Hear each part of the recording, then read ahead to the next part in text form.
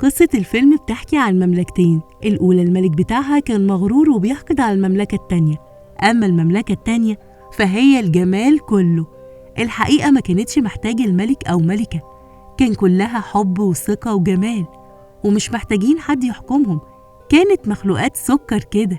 دي ممكن تشوفها بنت عادية بس هي جنية، أحلى بنت ممكن تشوفها. دي مالفيسنت. في يوم أقول لص في المملكة عندهم اسمه ستيفيان، وطلبت منه يرجع اللي سرقه، وعمل ده فعلا، وعرفت إنه سرق علشان باباه ومامته ميتين وهو فقير، وسامحته مالفيسنت.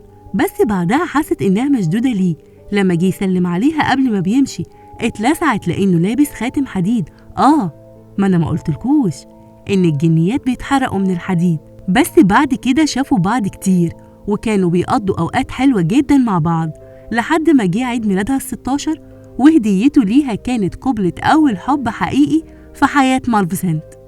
بس للأسف بعد اليوم ده عمل اللي ما كانتش تتخيله، وبعد عنها عشان يحقق طموحه. هو انتوا كمان طلع عندكم كده؟ وعدت السنين وكبرت مالفيسنت، وبقت هي اللي بتراعي مملكتها، وطول اليوم طايرة وسط المملكة تتفقد أحوالها. بس بالليل قاعدة حزينة ومستغربة من غدر البشر، والحقيقة إن الملك ده كرهها أكتر في البشر، خصوصاً بعد ما جه قاصد حرب مع مملكتها. وطبعاً تخيلوا الكائنات دول بقى لما يدخلوا حرب، يا ترى هيعملوا فيهم إيه؟ طبعاً جيش الملك خرجوا مهزومين ومفشفشين، بس ده بعد ما الملك ضرب مالفيسنت بالحديد اللي في إيده لما هجمت عليه. بعد كده الملك كان بيموت، وقال لمساعدينه ستيفيان منهم إن اللي هيقتل مالفيسنت هيمسك الحكم بعده ويديله بنته برضه. للحظة توقعت إنه مش هيعمل اللي جه في بالكم، بس للأسف راح لمالفيسنت وقعد يحاول إنها تسامحه، وهي عشان بتحبه سامحته وخدرها، وجي يموتها بس ما قدرش. ايه ده؟ شكل الحب هيكسب ولا ايه؟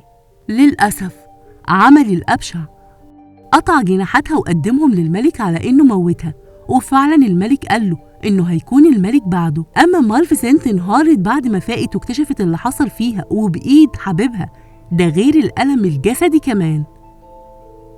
صنعت عصا سحرية عشان تستخدمها، ودخلت في نوبة اكتئاب حادة لدرجة إن المملكة كلها كانت زعلانة لزعلها. وفي يوم شافت واحد بيصطاد غراب، فأنقذت الغراب وقدرت تحوله لبشر أو أي كائن تاني، وطلبت منه يروح يتجسس على أحوال المملكة التانية ويبقى هو جناحاتها.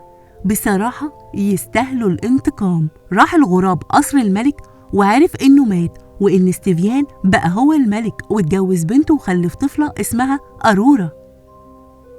وفي احتفال الملك بالمولودة راحت له مالفيسنت، واللي استغرب من ضحكها واللامبالاة اللي عندها. ما تقلقش، ده التقيل جاي. شافت مالفيسنت المولودة وألقت عليها تعويذة بإنها هتعيش في سعادة وهنا وحب لحد عيد ميلادها ال16. وقت غروب الشمس هتتجرح بإبرة وهتنام نوم أبدي. طبعا ستيفيان لما شاف ده توسل ليها، فخففت شوية التعويذة بإنها ممكن تصحى لو حد اداها قبلة الحب الحقيقي. شفت اللي عملته؟ هيطلع على بنتك. ستيفيان بعد اليوم ده دخل في نوبة اكتئاب، وقلبت معاه بخلل عقلي، لدرجة إن في يوم لما قالوله إنه مراته بتموت ما اداش أي رد فعل. فشلت كل محاولات ستيفيان إنه يدخل مملكة مالفيسنت ويقضي عليها، وده خلاه يطلب من ال3 جنيات اللي جم ليها في عيد ميلادها ياخدوها بعيد ويراعوها ويبعدوها عن أي أذى، وطبعا عن مالفيسنت لحد 16 سنة ويوم. وفعلا أخدوها، بس طبعا ما عندهمش أي معرفة بأمور رعاية الأطفال، بس كان الغراب بيساعدهم، ومالفيسنت عرفت الموضوع ده وكانت بتراقبهم. وبالرغم من الكره اللي كانت بتظهره مالفيسنت ليها، كان جواها حب غريب قوي تجاهها، لدرجة إنها كانت بتحميها. أرورا كل ما كانت بتكبر كان بيظهر حبها وحنيتها أكتر لمالفيسنت ولأي كائنات. إزاي؟ دي بنت ستيفيان. وكبرت أرورا وبقى عندها فضول تكتشف المملكة كلها اللي كانت قافلاها مالفيسنت عشان تبعد أرورا عن أي حاجة، بس نيمتها مالفيسنت ودخلتها تكتشف المخلوقات الخيالية للمملكة، وكانت مبسوطة جدا. وكل ده ومالفيسنت لسه بتراقبها من بعيد، لحد ما أرورا خدت بالها منها.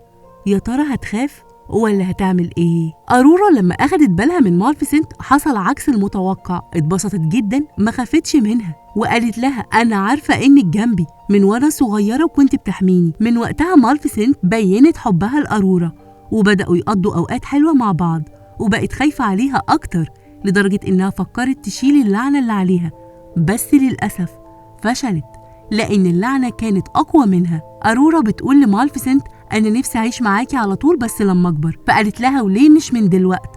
اتبسطت جدا أرورا وقالت لها هستأذن الجنيات.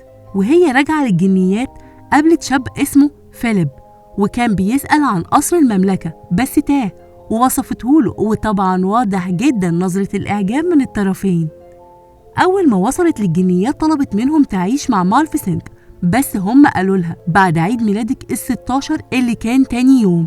ولما سألتهم ليه قالوا لها باباكي طلب كده مننا، ووقعوا بالكلام لأنهم كانوا فاهمينها إن باباها ومامتها ماتوا. طبعا اتصدمت فاضطروا يحكوا لها على اللي حصل كله، فانهارت وراحت لمالفيسنت وكانت متضايقة جدا منها وعمالة تعيط وتعاتبها. وبعد كده راحت لباباها اللي اتفاجئت بيه مشاعره جامدة ومفيش أي إحساس تجاهها، بس كل همه إنه يحميها. وبالرغم من إنه أمر الحراس يحبسوها إلا إنها قدرت تهرب، بس للأسف دخلت الأوضة مجمعين فيها كل الماكينات اللي ممكن تتجرح منها وجرحت إيدها. أرورا بعد ما اتجرحت دخلت في النوم الأبدي. في الوقت ده اللي كانت مالفيسنت واخدة الولد اللي بيحب أرورا عشان هو اللي في إيده إنقاذها، ودخلته أوضتها عشان يقبلها قبلة الحب الأبدي. واتفاجئوا إنها ما فاقتش، ومالفيسنت حست بالحزن والإحباط. وقفت قدامها مالفيسنت وقالت لها إن اللي عملته ما ينفعش أبدا تغفره لها، وإن زمان ما كانتش شايفة غير الكره والانتقام، وللأسف هي ملهاش أي ذنب في ده. وبعدها قبلتها مالفيسنت، بس قبل ما تمشي اتفاجئت إنها فاقت، وده لأنها حبتها بجد، ولأن القبلة مش لازم تكون من شاب، لكن لازم تكون عن حب حقيقي وأبدي. وقبل ما تمشي بتتفاجئ باستفيان بيرمي عليها شبكة من حديد، بس قبل ما تتحرق حولت الغراب لتنين وحررها، بس قدروا يسيطروا عليه. وفضل استفيان يضربها، وقبل ما يموتها كانت أرورا لقت الجناحين بتوعها فحررتهم ورجعوا لها، وساعتها قضت عليهم كلهم. وبعد ما أخذت استفيان فوق القصر كانت هتسامحه، بس هو طبعه خاين وكان هيغدر بيها. ورجعت أرورا تعيش مع مالفيسنت، والحواجز اللي بين المملكتين اتشالت، واتشالت الكآبة اللي على المملكة، ورجع الحب والفرحة، ووحدت مالفيسنت المملكتين وخلت أرورا ملكة عليهم، واتفاجئت بفيليب قدامها. يا رب يكون الفيلم عجبكم، ولو حابين نعمل الجزء التاني اكتبولنا في الكومنتات، وما تنسوش تشجعونا بلايك وتشرفونا بالاشتراك في القناة، وقولولنا نفسكم تشوفوا فيلم ايه المرة الجاية. سلام.